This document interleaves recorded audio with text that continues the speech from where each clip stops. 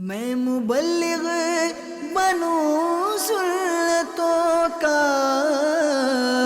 خوب چرچا کروں سنتوں کا، ہو کرم بہر خاک مدینہ۔ الحمد للہ رب العالمین والصلاة والسلام على سید الانبیاء والمرسلین، اما بعد فاعوذ باللہ من الشیطان الرجیم، بسم اللہ الرحمن الرحیم۔ الصلاة والسلام علیک یا رسول اللہ وعلى آلک واصحابک یا حبیب اللہ۔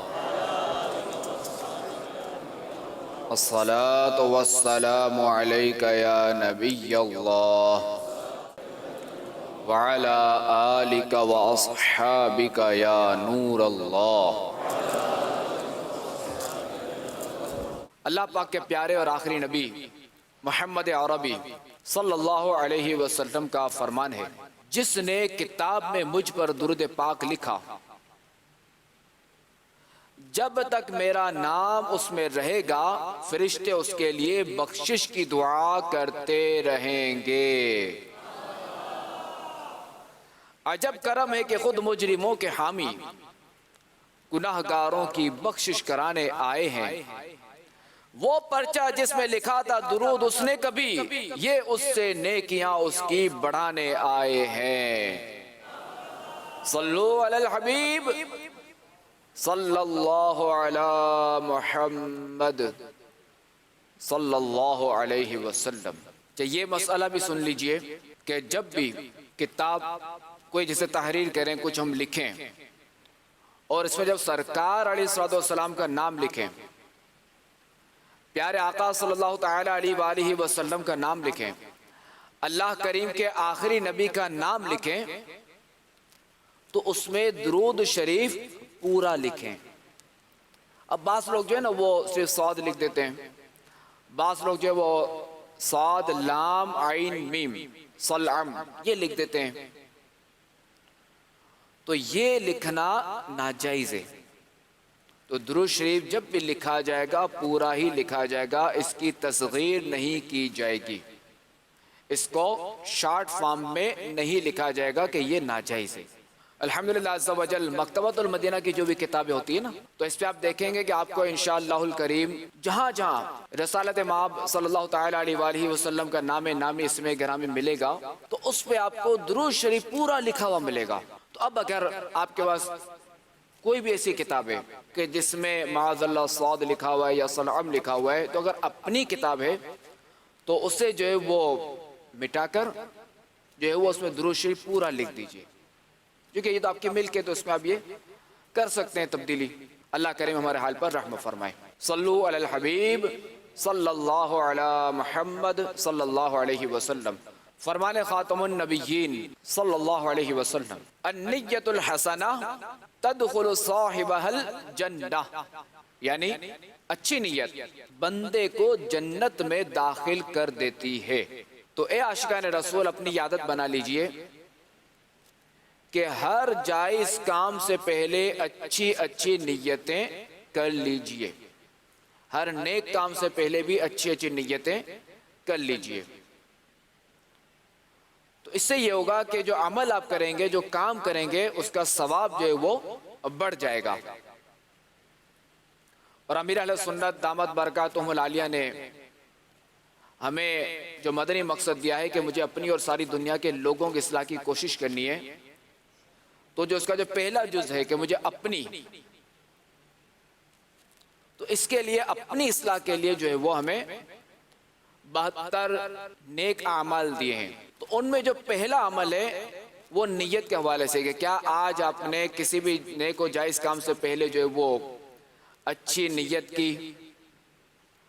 تو انشاءاللہ الکریم جب آپ ان نیک اعمال پر عمل کریں گے، روزانہ جو ہے وہ ان نیک اعمال کا جائزہ لیں گے، تو انشاءاللہ الکریم نیتوں والے عمل پر بھی جو ہے وہ یعنی ہر کام سے پہلے نیت کرنا، یہ بھی انشاءاللہ عز و جل ہماری عادت میں شامل ہو جائے گا۔ تو لہٰذا یہ بھی عرض کر دوں کہ یہ سوال اس وقت مانا جائے گا، اس سوال پر عمل اس وقت مانا جائے گا کہ کم از کم یومیہ 3 کام سے پہلے اچھی نیتیں کرنی ہیں۔ کوئی بھی 3 کام کرنے اس میں سے کم از کم ایک نیت ثواب کی کرنی ہے، تب جو ہے وہ اس پہلے سوال پر عمل مانا جائے گا۔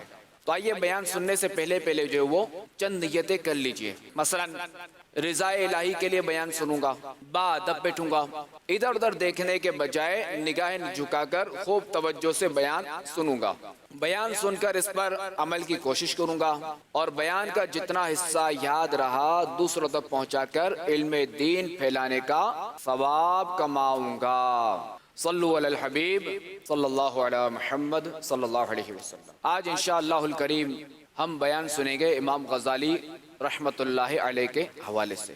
5ویں صدی ہجری کی بات ہے کہ ایران کے پرانے تاریخی صوبے خراسان ضلع طوس میں اللہ کریم کے ایک نیک بندے رہا کرتے تھے۔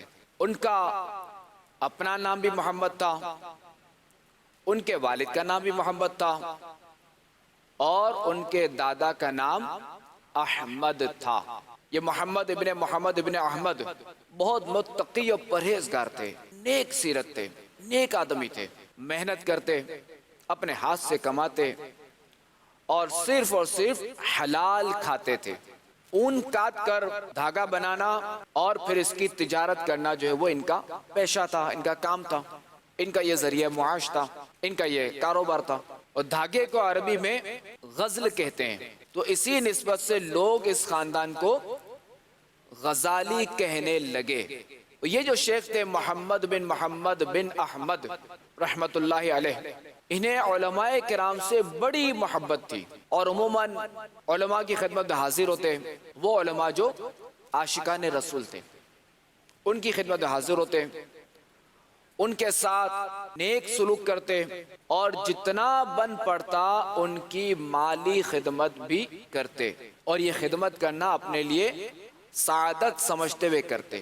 انہی شیخ محمد بن احمد رحمت اللہ علیہ کو بیٹے کی خواہش تھی، اور ان کا معمول تھا کہ علماء کی خدمت میں حاضر ہوتے تو عاجزی و انکساری کے ساتھ رو رو کر اللہ کریم کی بارگاہ میں دعا کرتے، الہی مجھے بیٹا عطا کر اور اس سے عالم بنا۔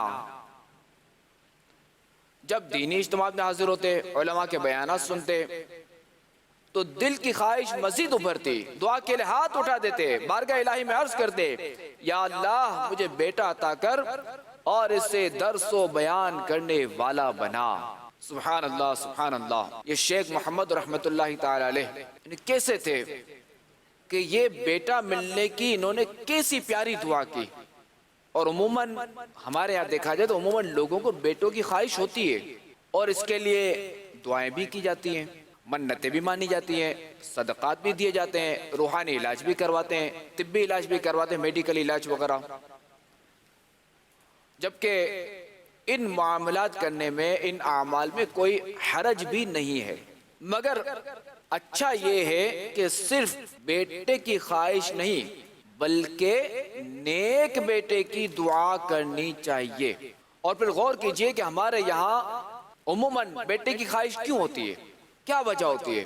نسل بڑھانے کے لیے بھی خواہش ہوتی ہے، نام چلانے کے لیے، جن کی کوٹھی ہے، یعنی جن کے بڑے محلات ہیں، جن کے بڑے بڑے گھر ہیں، کوٹھی بنگلے وغیرہ ہے، تو ان کو سنبھالنے کے لیے تاکہ یہ اس میں رہیں، یہ وارث بنے، جائیداد ہے، منصب ہے، تو ان کا انہیں وارث چاہیے ہوتا ہے، تو اس لیے بیٹے کی خواہش کی جاتی ہے۔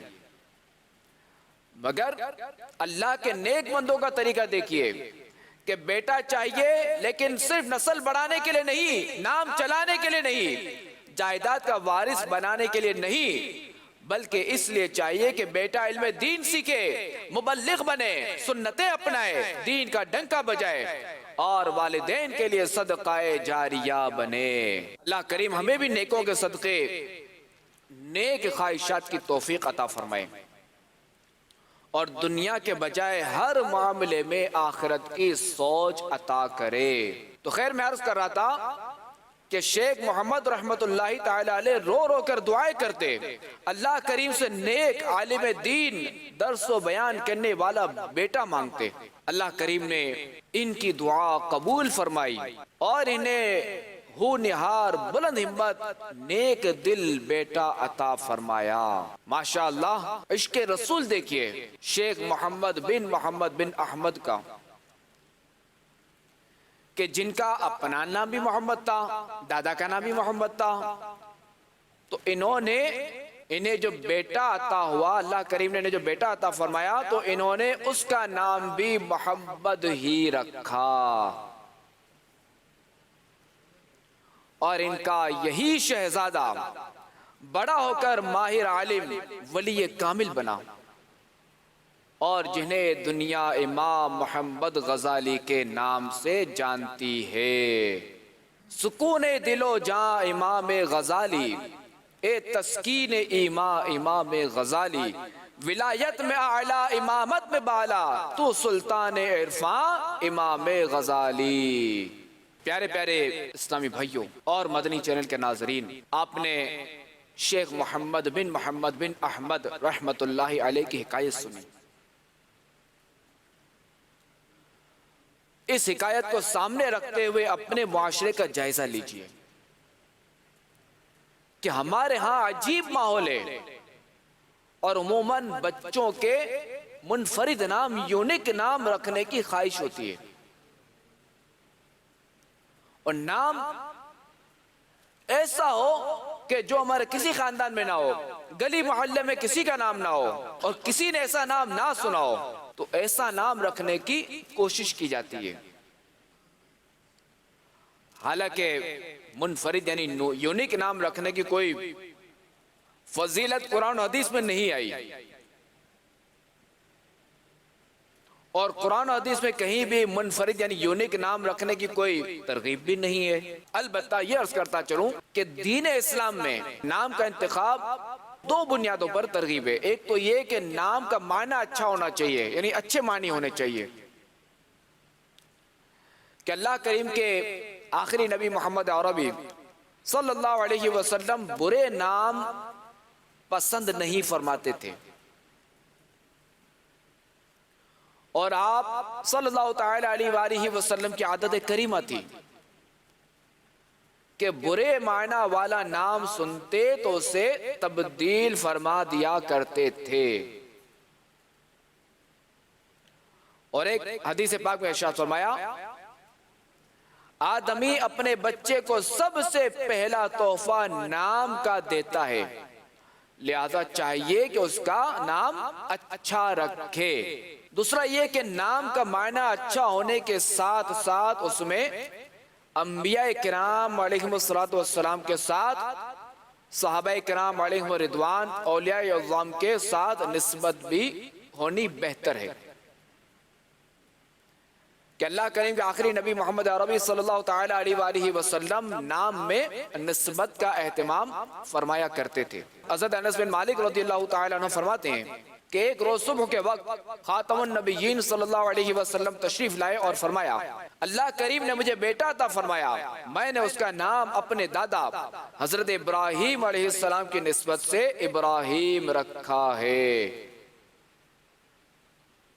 تو پتہ چلا کہ ایک تو یہ کہ ہم جو بھی نام رکھیں اپنے بچوں کا تو اس کا معنی اچھا ہو، اور دوسرا یہ کہ نسبت والے نام رکھیں کہ اس میں برکت ہے۔ آئیے نام پاک محمد رکھنے کی احادیث میں جو فضیلت ہے وہ بھی سنتے ہیں۔ تو دو فرامین مصطفیٰ پیش کرتا ہوں۔ خاتم النبیین صلی اللہ علیہ وسلم نے ارشاد فرمایا، جو عشق مصطفیٰ میں برکت کے لیے اپنے بیٹے کا نام محمد رکھے، وہ اور اس کا بیٹا جنت میں جائیں گے۔ فرمان مصطفیٰ صلی اللہ علیہ وسلم، جس نے برکت کے لیے میرے نام پر نام رکھا، قیامت تک صبح و شام اس پر برکت نازل ہوتی رہے گی۔ صلو علی الحبیب صلی اللہ تعالی علی محمد صلی اللہ علیہ وسلم۔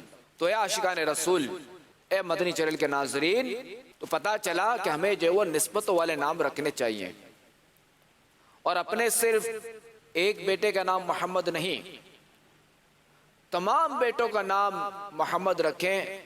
اگر ڈبلنگ بھی ہوتی ہے تو اس میں کوئی حرج نہیں کہ نواسہ رسول امام حسین رضی اللہ تعالیٰ عنہ کے 3 شہزادے تھے، اور تینوں کا نام علی ہے۔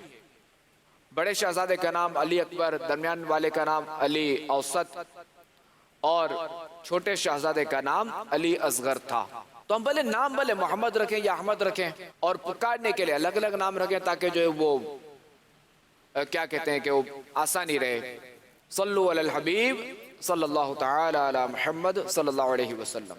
تو ہم سن رہے تھے امام غزالی رحمۃ اللہ تعالی علیہ کے حوالے سے، تو ہم دوبارہ اسی موضوع پہ آتے ہیں کہ امام محمد غزالی رحمۃ اللہ تعالی علیہ 5ویں صدی کے مشہور اور بلند رتبہ شخصیتیں، اور آپ کی ولادت 450 ہجری کو تابران ضلع طوس صوبہ خراسان میں ہوئی۔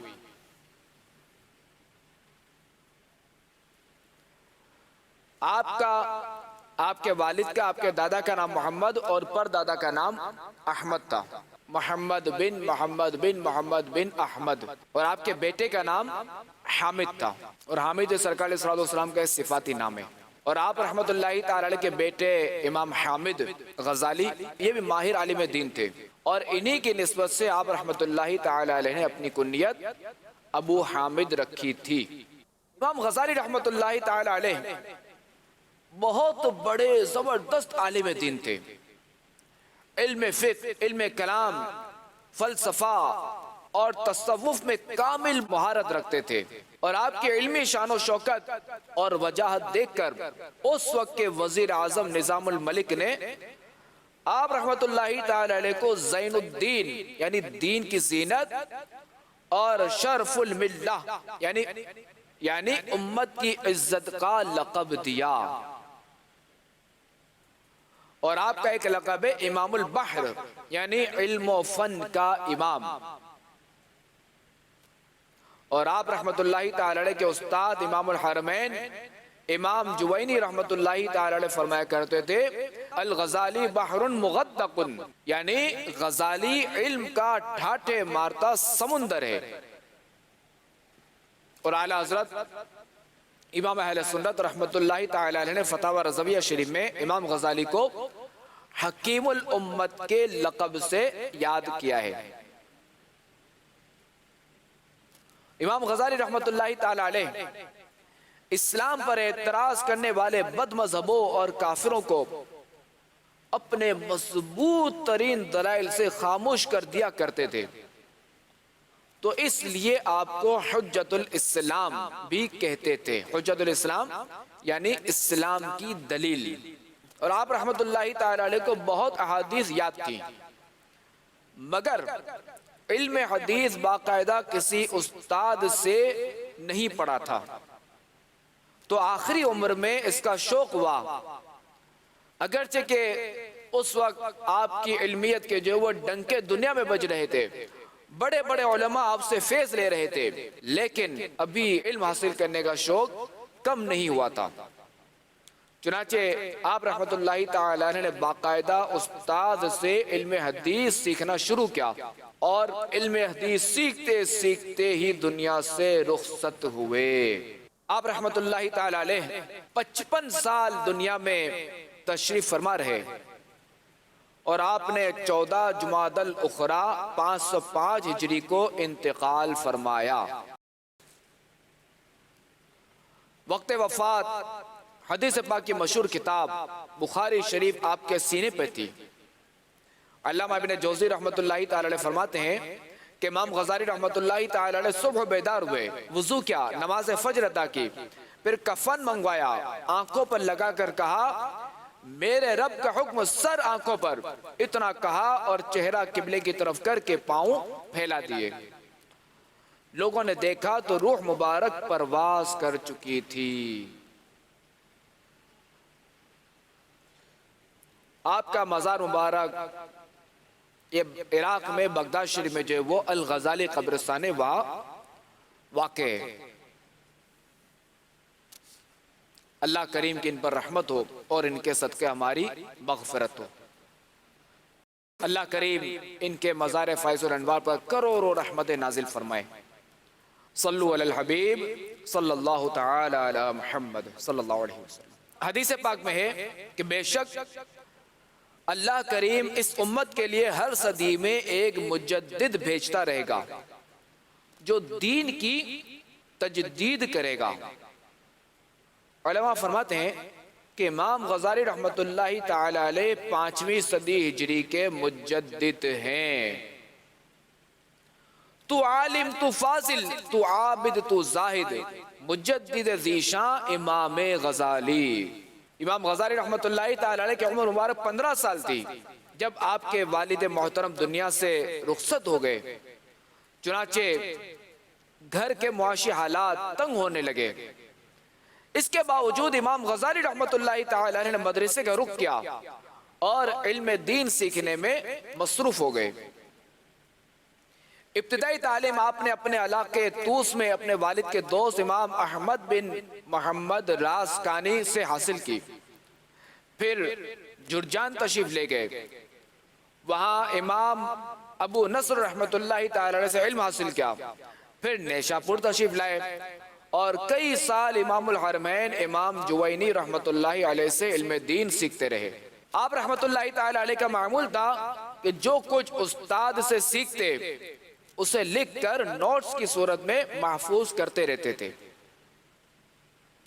جب آپ جرجان سے واپس تشریف لا رہے تھے تو راستے میں ڈاکوؤں نے حملہ کر دیا، قافلے کا تمام سامان لوٹ لیا گیا۔ تو اس حادثے میں امام غزالی رحمت اللہ تعالی علیہ کے علمی نوٹس بھی ڈاکوؤں کے ہاتھ لگ گئے، جس کا آپ رحمت اللہ تعالی علیہ کو بڑا صدمہ ہوا۔ چنانچہ آپ ڈاکوؤں کے سردار کے پاس تشریف لائے اور اللہ کریم کی بارگاہ میں حاضری کا منظر یاد دلا کر فرمایا کہ میں بس اتنا چاہتا ہوں کہ میرے نوٹس لوٹا دو، اس میں تمہارے فائدے کی کوئی چیز نہیں۔ تو اس پر جو وہ ڈاکوؤں کے سردار نے کہکہا لگایا اور طنزیہ لہجے میں کہا، تمہیں علم پر عبور کیسا حاصل ہو سکتا ہے، حالانکہ یہ نوٹس چھن جانے سے تم بالکل کورے ہو گئے ہو۔ بس یہ ایک جملہ تھا جس نے امام غزالی رحمت اللہ تعالی علیہ کے دل پر گہرا اثر کیا۔ فرماتے ہیں کہ میں سمجھ گیا تھا کہ یہ بات ڈاکوؤں کے سردار نے نہیں کہی، بلکہ میری رہنمائی کے لیے اللہ کریم نے اس کی زبان سے کہلوائی ہے۔ چنانچہ میں نوٹس لے کر اپنے وطن پہنچا اور پورے 3 سال تک لگاتار محنت کر کے نوٹس میں لکھے ہوئے تمام مسائل زبانی یاد کر لیے۔ تو پیارے پیارے اسلامی بھائیوں اور مدنی چینل کے ناظرین، دیکھا آپ نے کہ امام غزالی رحمت اللہ تعالی علیہ شروع ہی سے اپنے اصلاح کی طرف کیسے متوجہ تھے کہ آپ نے ڈاکوؤں کے سردار کا جملہ سنا تو اس کا برا نہیں بنایا، اسے اپنی توہین نہیں سمجھی، بلکہ اس سے سبق لیا اور آئندہ کے لیے اپنا علم ایسا محفوظ کیا کہ اب کوئی بھی اسے چرا نہیں سکتا تھا۔ تو اس سے یہ بھی معلوم ہوا کہ کبھی کبھی ایک جملہ ہی زندگی کا انداز بدل دینے کے لیے کافی ہو جاتا ہے۔ ایک اسلامی بھائی جو کہ مسجد کے امام بھی ہیں، ان کا بیان ہے کہ پہلے میں دنیا داری میں مصروف تھا، مسجد اور اس سے متعلق ذمہ داریوں سے وابستہ ہونے کا میرا کوئی ذہن نہیں تھا اور نہ ہی ایسی کبھی سوچ آئی تھی۔ خوش قسمتی سے میرے بڑے بھائی کو دعوت اسلامی کا دینی ماحول میسر آیا، انہوں نے گھر میں بھی نیکی کی دعوت کا سلسلہ شروع کیا اور تمام بھائیوں کو دینی کاموں میں مصروف کر دیا، لیکن میرا ذہن ابھی تک دنیا داری میں الجھا ہوا تھا۔ ایک دن بھائی نے مجھے سمجھایا تو میں نے کہا، ہمارے سارے بھائی تو دینی کاموں میں مصروف ہیں، گھر کا کوئی ایک فرد تو دنیا کے لیے بھی تو ہونا چاہیے نا۔ تو یہ سن کر بھائی نے بڑے تحمل سے حکمت بھرا جملہ بولا جو میرے دل پر لگا۔ کہنے لگے، ہاں سب جنت کے راستے پر ہیں، ایک تو جہنمی بھی ہونا چاہیے، یعنی مقصد یہ تھا کہ دین کا راستہ جنت میں لے جانے والا ہے، تو سب دینی کاموں میں مصروف ہیں، ایک کو دنیا داری میں مشغول رکھنے کا مطلب ہے کہ وہ جنت کے راستے پر نہ چلے۔ بس یہ جملہ سننا تھا کہ میرا ذہن بن گیا۔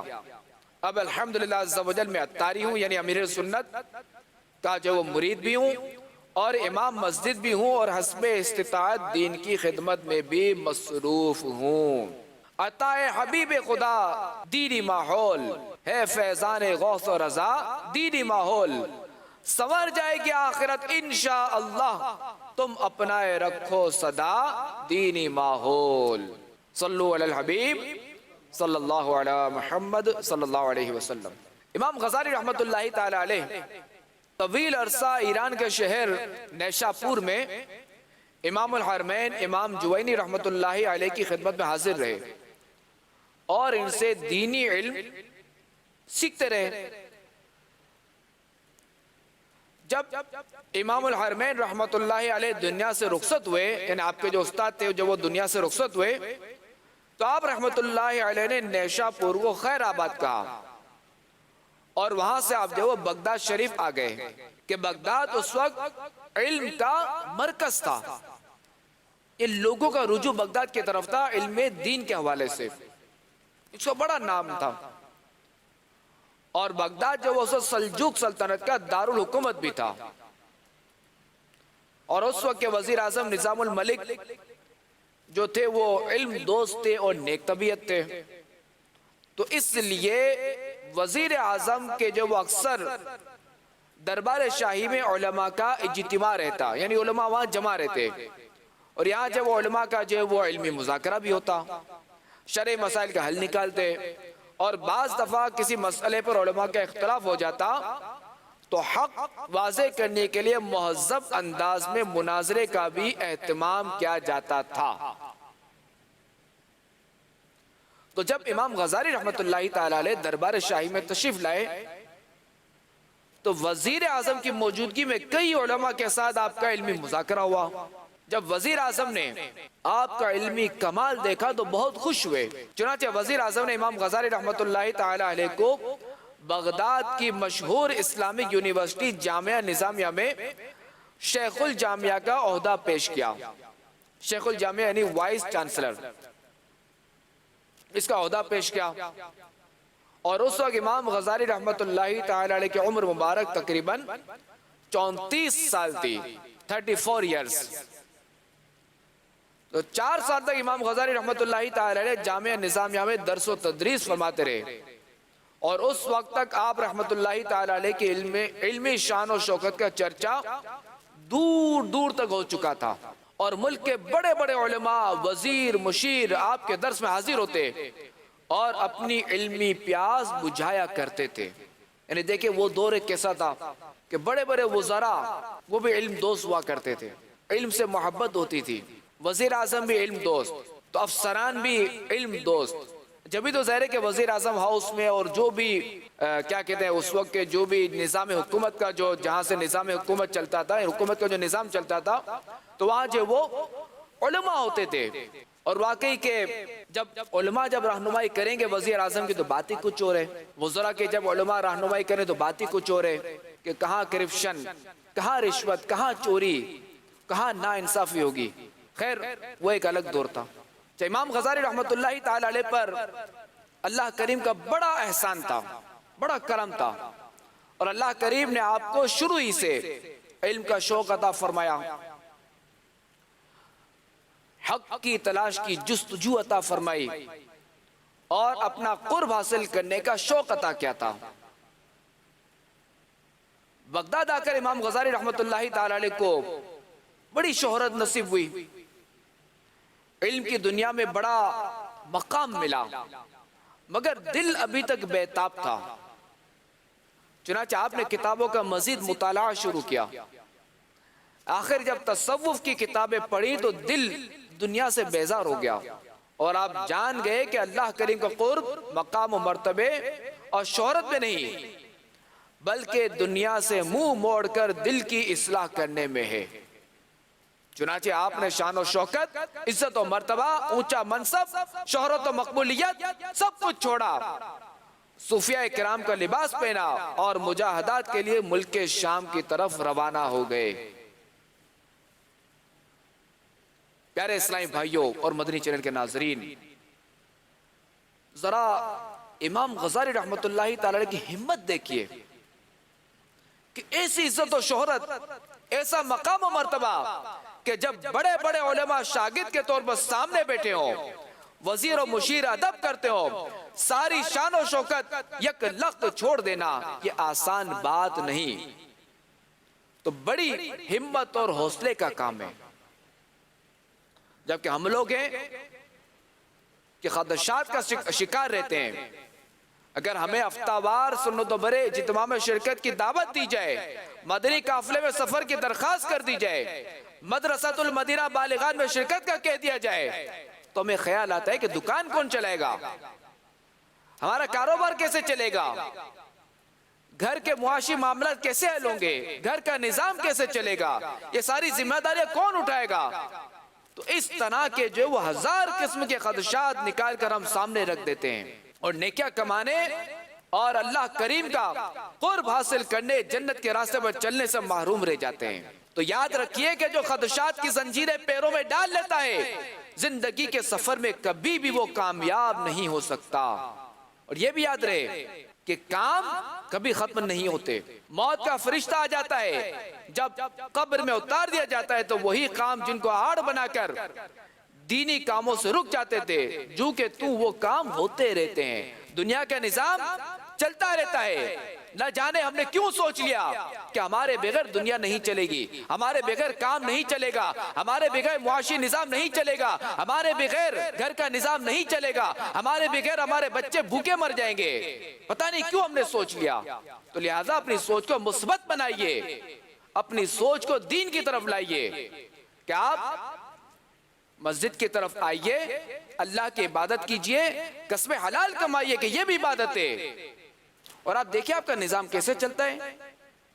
دیکھیں آخر کار آپ دیکھیں کہ صحابہ کرام علیہم رضوان کے دور کو دیکھ لیجئے کہ کاروبار بھی چلتا تھا، گھر کا نظام بھی چلتا تھا، دنیاوی نظام بھی چلتا تھا، نظام حکومت بھی چلتا تھا۔ یہاں تک کہ فاروق اعظم رضی اللہ تعالیٰ عنہ نے اپنے دور خلافت میں فرمایا تھا کہ ہمارے بازار میں صرف وہی ہے کہ جو دین میں فقیہ ہو، یعنی عالم ہو، ہمارے بازار میں صرف عالم آئے، غیر عالم نہ آئے۔ پھر آپ دیکھیں ہمارے اسلاف کرام کو، بزرگان دین کو دیکھیے کہ وہ دینی خدمت بھی کرتے تھے، دین اسلام کی خدمت بھی کرتے تھے، دین کی تبلیغ بھی کرتے تھے، راہ خدا میں سفر بھی کرتے تھے، اور ان کے گھروں کا نظام بھی چلتا تھا۔ آپ کوئی ایک بزرگ ثابت کر دیں، کوئی ثابت نہیں کر سکتا کہ کسی عالم نے جو ہے وہ ہاتھ پھیلا کر لوگوں سے مانگا ہو اور یوں خدمت کر رہے ہو اپنے دین اسلام کی۔ آپ کو کوئی ایسا نہیں ملے گا۔ جتنے بھی علماء آپ دیکھیں گے، ان سب کا نظام چل رہا تھا معاش کا، ان سب کا کاروبار چلتا تھا، جو بھی ان کا معاشی نظام تھا وہ چلتا تھا، اور وہ دین متین کی خدمت بھی کرتے تھے، دین کی راہ میں وہ لگے ہوئے تھے۔ اللہ کریم ہمارے حال پر رحم فرمائے۔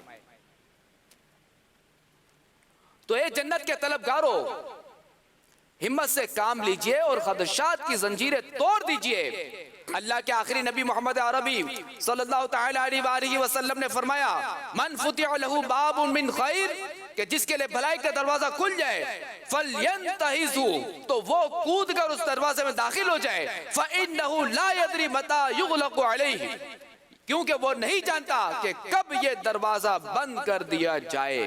تو اے عاشقان رسول، یہ سانس چل رہی ہے، یہ بھلائی کا دروازہ ہے، ہمارے دل میں نیکی کا خیال آ گیا، یہ بھلائی کا دروازہ ہے، ہمیں نیک کام کرنے کی دعوت دی گئی، یہ بھلائی کا دروازہ ہے، ہمیں روشنی دکھائی دی گئی، یہ بھلائی کا دروازہ ہے۔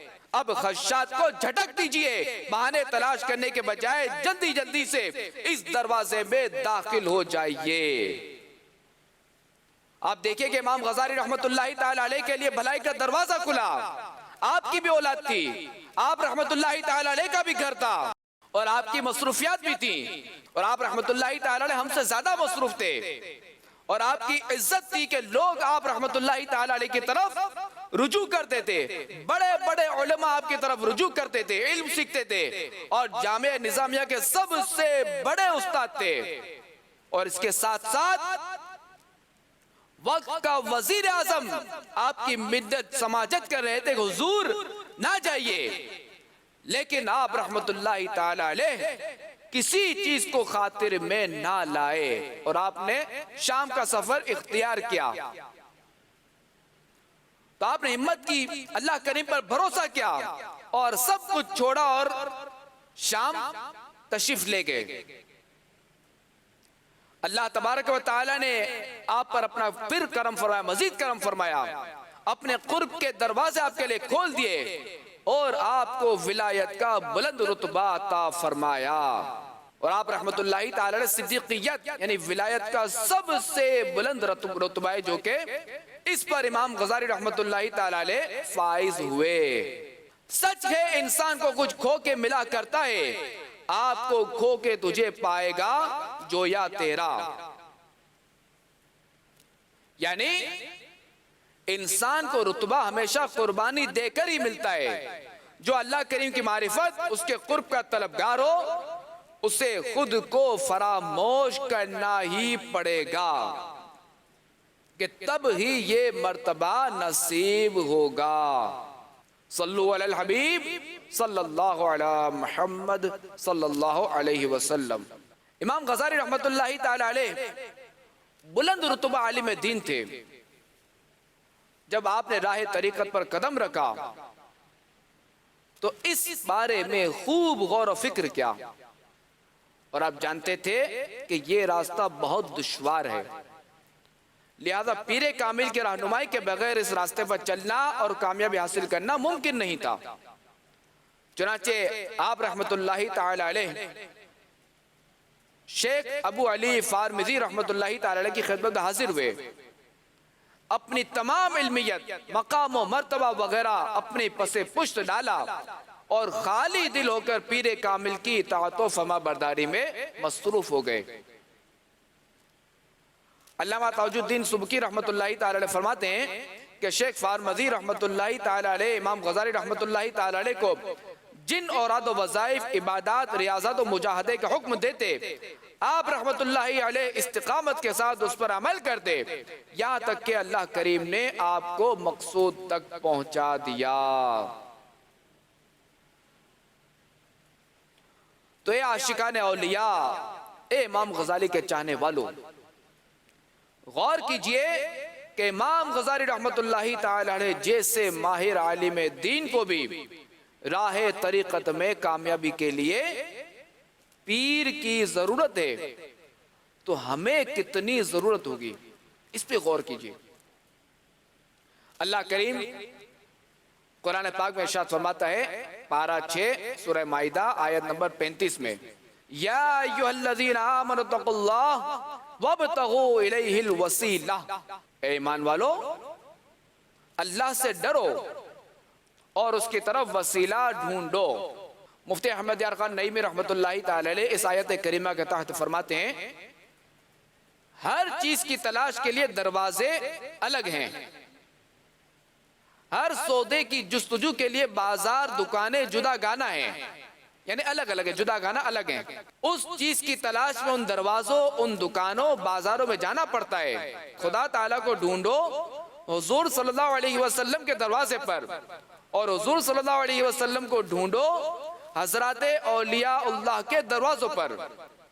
مزید فرماتے ہیں کہ اس آیت کریمہ میں تقوی کے بعد وسیلے کی تلاش کا حکم دے کر بتایا گیا کہ کوئی متقی تقوی کے کسی درجے پر پہنچ کر وسیلے سے بے نیاز نہیں ہو سکتا.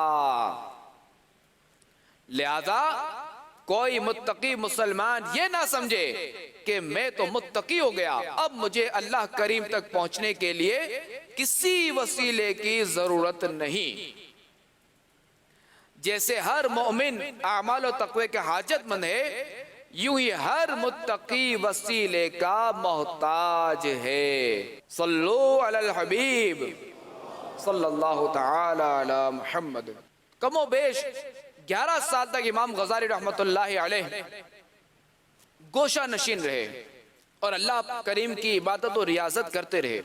اس دوران فتنوں نے سر اٹھایا اور ان فتنوں سے نپٹنے کے لیے کسی ماہر عالم دین کی ضرورت تھی۔ چنانچہ بادشاہ وقت نے امام غزالی رحمۃ اللہ علیہ کو خط لکھے اور درخواست کی کہ خلوت نشینی چھوڑ کر بغداد تشریف لائیے اور امت کو فتنوں سے نجات دلائیے۔ بادشاہ وقت کی بار بار درخواست پر امام غزالی رحمۃ اللہ تعالی عنہ نے بعض صوفیاء کرام سے مشورہ کیا تو سب نے یہی کہا کہ اب گوشہ نشینی کا وقت نہیں، کہ اب فتنوں کا مقابلہ کر کے امت کو بھٹکنے سے بچانے کا وقت ہے۔ اور بعض صوفیاء کرام کو خواب میں غیبی اشارے بھی ملے اور کہا گیا کہ اب گوشہ نشینی چھوڑ دینا ضروری ہے۔ چنانچہ امام غزالی رحمۃ اللہ تعالی علیہ دوبارہ درس و تدریس کی مسند پر تشریف لائے اور فتنوں کی روک تھام کے لیے مصروف ہو گئے۔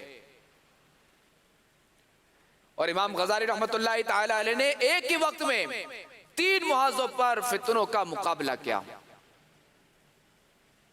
نمبر 1 کہ پہلا جو محاذ تھا وہ اہل فلسفہ کا ہے۔ امام غزالی رحمۃ اللہ تعالی علیہ کے دور میں فلسفہ عروج پر تھا اور فلسفی حضرات اسلام کو عقل پر تول کر قرآن کریم پر، احادیث پر اور اسلام کے بنیادی عقائد پر طرح طرح کے اعتراض کر رہے تھے۔ تو امام غزالی رحمۃ اللہ تعالی علیہ میدان میں تشریف لائے اور نہایت تحقیقی انداز میں فلاسفہ کے اعتراضات کا نہ صرف رد کیا بلکہ فلسفے کی بنیادوں پر عقلی اعتراضات وارد کیے اور اس بارے میں کتابیں لکھ کر اسلامی عقائد کی حفاظت فرمائی۔ اسی طرح امام غزالی رحمۃ اللہ تعالی کے دور میں فرقہ باطنیہ بھی عروج پر تھا۔ یہ بھی امت کو گمراہ کر کے اسلام کے بنیادی عقائد کو تبدیل کرنے اور اپنی باطل تعلیمات عام کرنے میں مصروف تھا۔ تو امام غزالی رحمۃ اللہ تعالی نے اس گمراہ کن فرقے کا بھی شد و مد کے ساتھ رد کیا اور امت کے عقائد کی حفاظت کی۔ اور تیسرا بڑا اور اہم محاذ کہ جس پر امام غزالی رحمۃ اللہ تعالی نے کام کیا وہ یہ تھا کہ عوام کی عملی تنزلی، کہ امام غزالی رحمۃ اللہ تعالی کے دور میں معاشرہ بے راہ روی کا شکار تھا۔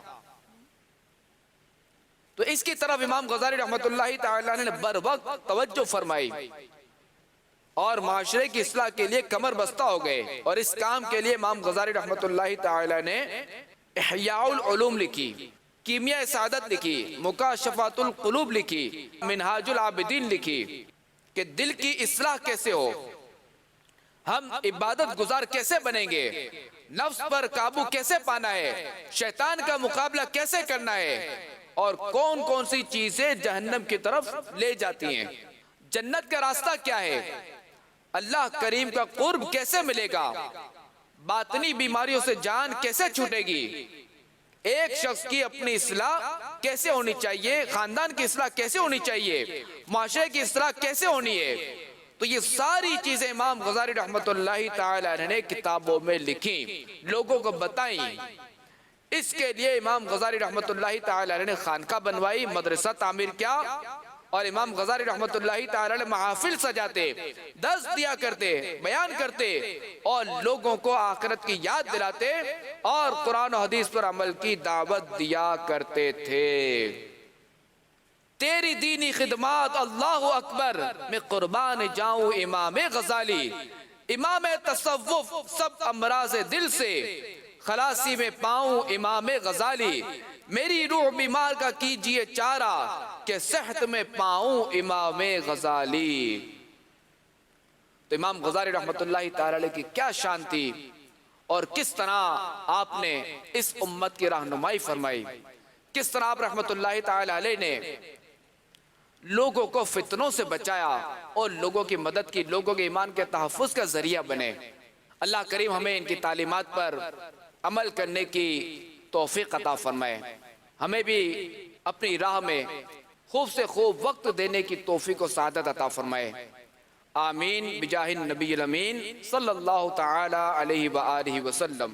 صلو علی الحبیب صلی اللہ تعالی علی محمد۔ میں مبلغ بنوں سنتوں کا، خوب چرچا کروں سنتوں کا، ہو کرم بحر خاک مدینہ۔